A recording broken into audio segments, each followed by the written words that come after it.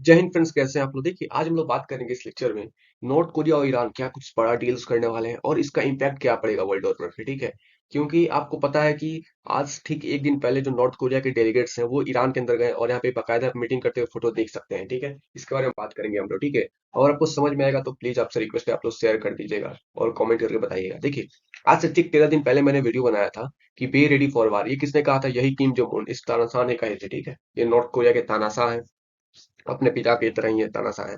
और न्यूज आ रही है कि नॉर्थ कोरिया ने अपना डेलीगेशंस भेजा है ईरान के अंदर। ठीक है, देखिए आज की सारे हाइलाइट्स यही है कि नॉर्थ कोरिया के ऑफिशियल्स, बड़े बड़े न्यूज चैनल्स ने कवर किया। ठीक है, देखिए बात करते हैं ईरान और नॉर्थ कोरिया के रिश्ते कैसे हैं। देखिए 1973 में ये लोग डिप्लोमेटिक टाई, मतलब ये 1973 में इन्होंने हाथ मिलाया और बोला कि हम लोग आपसे ट्रेड करेंगे, आपसी सहयोग बढ़ाएंगे। ठीक है, लेकिन ऐसा खबर आया कि ये लार्ज स्केल आर्म ट्रेड कर रहे हैं। ऐसे समझिए, जो बैलिस्टिक मिसाइल होती है ना, एक कॉन्टिनेंट से दूसरे कॉन्टिनेंट, एक देश से दूसरे देश, मतलब 400-500 मीटर रेंज वाली, मतलब ऐसा कुछ सीन आया तो इस पे है ना इंटरनेशनल सैंक्शन लगा दिए गए, क्योंकि उस टाइम तक इतने लॉन्ग रेंज के मिसाइल्स बनाने का अधिकार नहीं था। ऐसा समझिए, अधिकार था तो सिर्फ अमेरिका और रशिया को ही, थोड़ा पावरफुल थे, जो वर्ल्ड चलाते हैं वही सब कुछ करते हैं ना।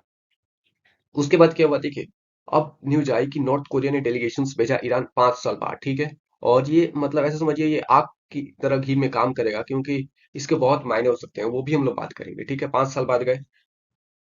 जो इकोनॉमिक एक्सटर्नल इकोनॉमिक मिनिस्टर है यूंग, जो वो पेंगोंग से निकल चुके हैं और तेहरान, ठीक है, तेहरान ट्यूसडे को पहुंच जाएंगे। ठीक है, और इससे पहले वो रसिया की यात्रा कर चुके हैं, और रसिया की यात्रा को मैंने वीडियो बनाया था कि वहां पर भी आर्म्स डील्स होने वाली हैं। ठीक है, देखिए अब बात करते हैं विजिट के अंदर क्या हुआ। विजिट के अंदर ये जो डेलीगेट्स गए हैं, इन्होंने क्या क्या बातें की। ठीक है, ऐसा सूत्र से खबर आ रही है कि high level military cooperations between two countries, मतलब समझिए कि बहुत बड़े लेवल पे यहाँ पे कुछ बड़ा होने वाला है, या तो आर्म्स डील होंगे या कुछ होगा, तो आपको पता चले जाएगा। ठीक है, हालांकि नॉर्थ कोरिया डिस्क्लोज बातें नहीं करता है। ठीक है, नॉर्थ कोरिया की बातें अक्सर डिस्क्लोज रहती हैं। ठीक है, और लास्ट टाइम ये लोग अनाइस में गए थे, जैसा कि मैंने आपको बताया 5 साल बाद ही गए।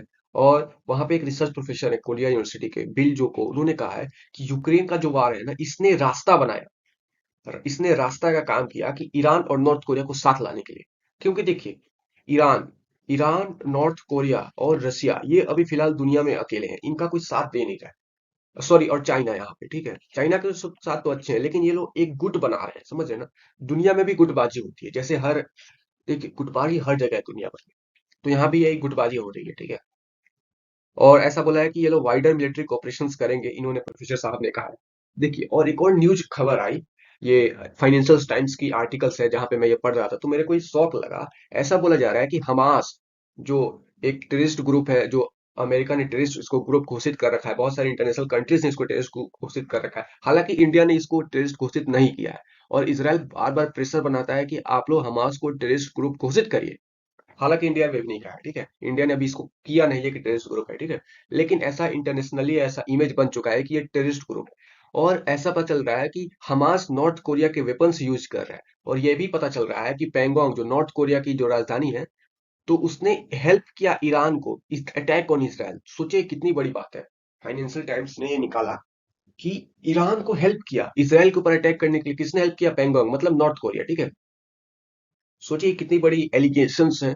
तो इसके ऊपर ध्यान देना चाहिए दुनिया को, क्योंकि आने वाले टाइम में कभी भी जंग छिड़ सकती है, कहीं भी हो सकती है। ठीक है, हाँ बात करें कि ऐसा कुछ एलोकेशंस नहीं है कि रिसेंट टाइम में आर्म्स डील हुआ हो नॉर्थ कोरिया एंड ईरान के बीच में। हाँ, हालांकि जो ड्रोन्स है ना, नॉर्थ कोरिया ड्रोन्स ले जा रहा है। कौन सा ड्रोन? सही ड्रोन्स जो है ना, जो बोला जा रहा है कि रसिया ने लगभग 53-54 हजार के आसपास, सॉरी 64 हजार के प्लस आसपास, 64 हजार प्लस ड्रोन्स खरीदे हैं, ऐसा बोला जाता है। ठीक है, रसिया ने। कौन सा ड्रोन? सही ड्रोन।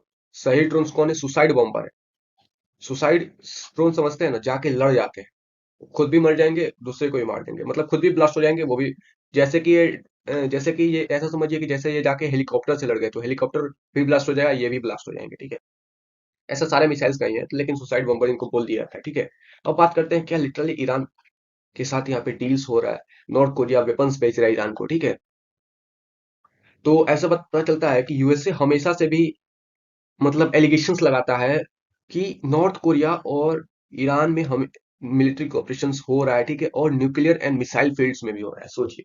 तो ये बहुत बड़ी बात है, तो इसके ऊपर वर्ल्ड ऑर्डर को ध्यान देना चाहिए, और जल्द से जल्द सभी देशों को यूएन में अच्छे तरीके से पीस मेंटेन करना चाहिए, और स्पेशली में गाजा के अंदर और यूक्रेन को, मतलब ऐसा समझिए कि दुनिया को आगे प्रोग्रेस करना है, दुनिया को अच्छे लंबे टाइम तक रहना है, पॉसिबल अर्थ को बचाना है, इन्वायरमेंट सेव करना है, तो वार से आदमी को बच के रहना पड़ेगा, वार से आदमी को दूर रहना पड़ेगा, लेकिन वो पॉसिबल नहीं है, क्योंकि जियो पॉलिटिक्स का ही बात है कि सब लोग अपना इंटरेस्ट देखते हैं। जियो पॉलिटिक्स में एक और कहावत है कि कोई किसी का दोस्त और दुश्मन नहीं होता है, दोस्त और दुश्मन होता ही नहीं है, सब अपना इंटरेस्ट के ऊपर है, ठीक है। और ऐसा ये भी कहा जाता है कि इंटरेस्ट के लिए लोग कुछ भी कर सकते हैं, पैसे से लेके युद्ध से लेके। तो आशा करता हूँ आपको वीडियो समझ में आएगा, जो भी अपडेट होगी हम आपको बताएंगे। तो आप लोग वीडियो को शेयर कर दीजिएगा, ये एक बहुत बड़ी कंसर्न है, क्योंकि यहाँ पे न्यूक्लियर मिसाइल्स की भी बातें हो रही है। सी यू, बाय गाइस।